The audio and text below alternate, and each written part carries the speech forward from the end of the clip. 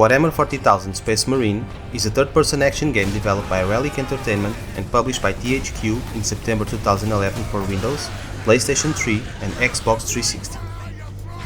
Directed by Raphael van Lierop, the game marked a notable departure for Relic, a studio primarily known for its real-time strategy titles such as the Dawn of War series. They shooting us! Space Marine was one of the few serious attempts at translating the Warhammer 40,000 universe into a fully fledged third-person shooter.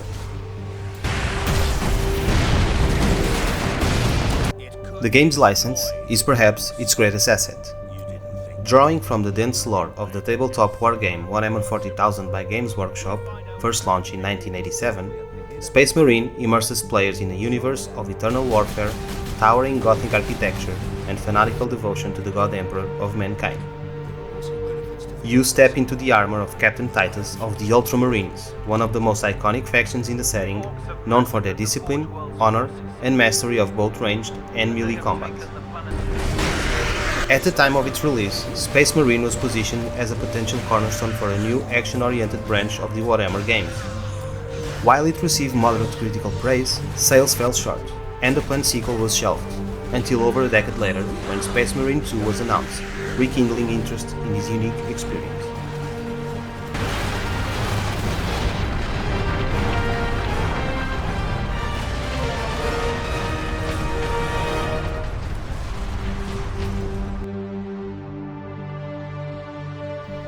The core of Space Marine lies in its combat. Captain Titus and his squad face relentless waves of orcs, later joined by the forces of chaos. There! Retrieve the warp device! Combat is chaotic, visceral, and unrelenting, alternating between melee and range fighting with almost no downtime.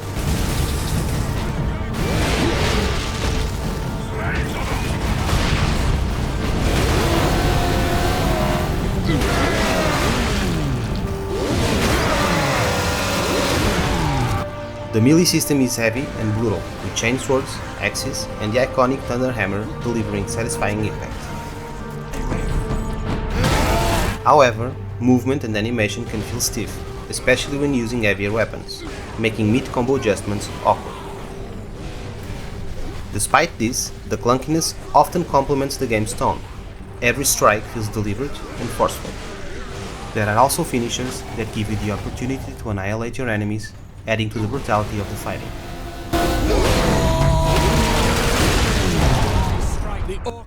Ranged combat complements the melee well, with a varied arsenal including bolters, plasma weapons, sniper rifles, and a versatile Vengeance launcher.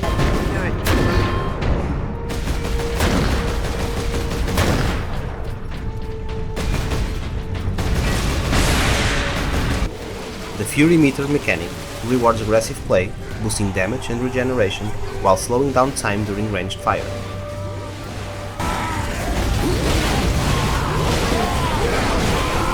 Collectibles such as Purity Seals and Intel Logs encourage exploration, adding small but valuable bits of lore to the experience. However, gameplay repetition is a concern. Without significant mission variety, extended play sessions can start to feel repetitive, despite strong core mechanics.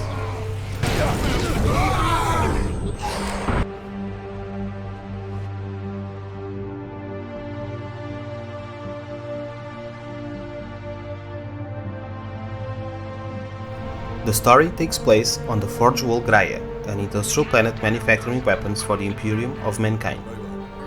Overrun by orcs led by war boss Grimskull, a squad of Ultramarines composed by Captain Titus, Sergeant Sidonius, and the rookie Leandros is deployed to contain the invasion. Their dynamic is clear from the first scene. Titus is pragmatic, Sidonius is experienced and level-headed, and Leandros is rigidly bound to the Codex Astartes, the Space Marines' version of a code of conduct and honor. Whatever lies behind your resistance, it can only be to the enemy's favor. Midway through the story, the Orc threat gives way to the forces of chaos, led by Lord Nemrod, shifting the conflict to a more supernatural battlefield. While Grimskull is a memorable villain, Nemrod feels underdeveloped, and the tonal shift is less organic than it could have been.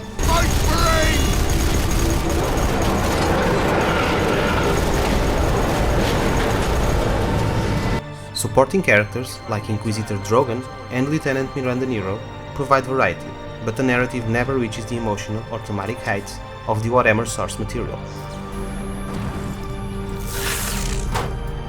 Voice performances, despite Mark Strong lending his voice to Titus, lack nuance, leaving dramatic moments feeling flat. The animals. Are you wounded? The Codex Astartes warns against using jump packs to leap blindly into enemy fire, and for good reason. Your days as a novice are behind you. Why do you still interpret the Codex so narrowly?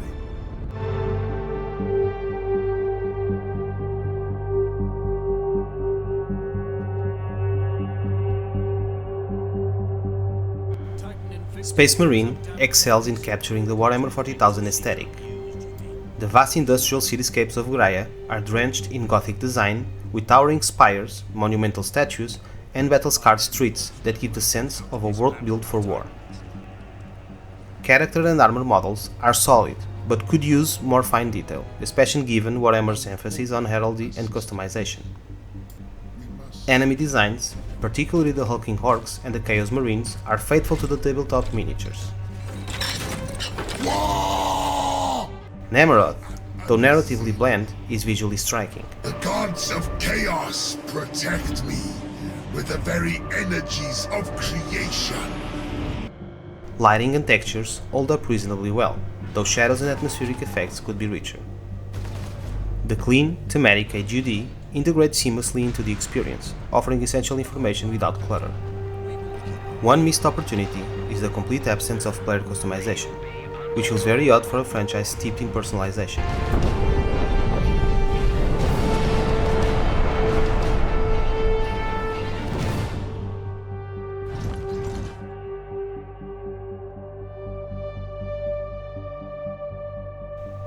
Sound design is one of the game's standout strengths. Hold back the greenskins, Captain. A power source will be free of the generator shortly. The heavy clank of armored boots, the roar of bolter fire, and the explosive impacts of melee combat all carry weight.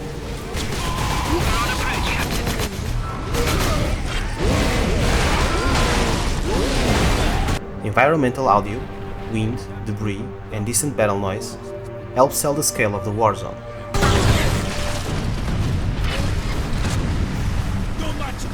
Look out, dropship!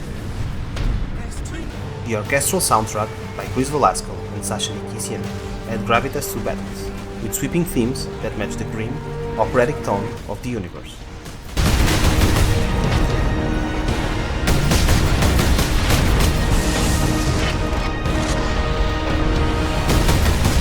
It's an epic, fitting score that elevates the atmosphere.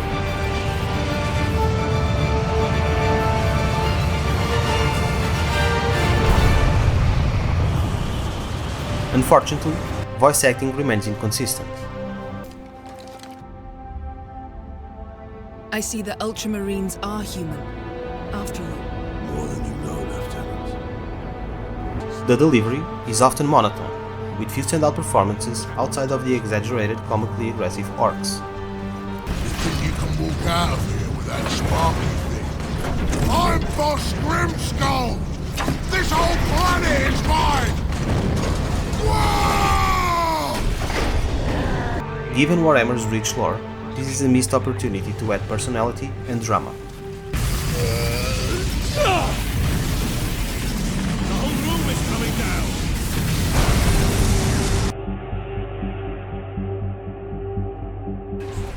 Warhammer 40,000 Space Marine delivers a brutal, grounded combat experience which successfully translates much of the tabletop's aesthetic into an accessible third-person shooter. Its strong atmosphere, satisfying combat, and faithful world design make it worthwhile play for fans of the franchise. However, repetitive gameplay, uneven narrative pacing, and lack of customization hold it back from true greatness.